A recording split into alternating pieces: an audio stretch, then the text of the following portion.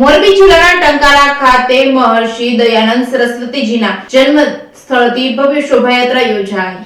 મોરબી જિલ્લાના ટંકારા ખાતે 3 દિવસના કાર્યક્રમની શરૂઆત થઈ હતી।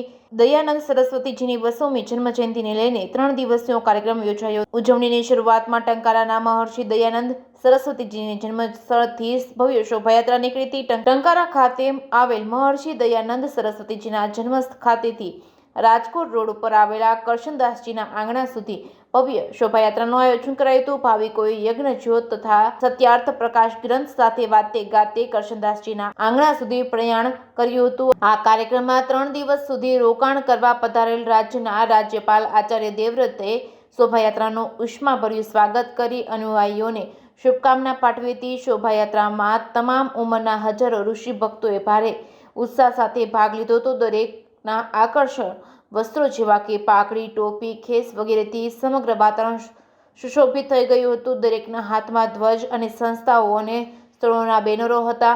જાણે વિશ્વભરમાંથી ઋષિ ભક્તો ટંકારા આવ્યા હોય તેવું લાગી રહ્યું હતું। આ 3 કિલોમીટર લાંબી શોભાયાત્રામાં તેઓ ભજન અને કીર્તન ગાતા આર્ય સમાજ પરિવારના સભ્યોમાં ઉત્સાહ અને લાગણી ઊભી થઈ હતી। મોટી સંખ્યામાં લોકો ઉપસ્થિત રહ્યા હતા। દબદબાભેર પ્રારંભ થયો હતો કાર્યક્રમનો।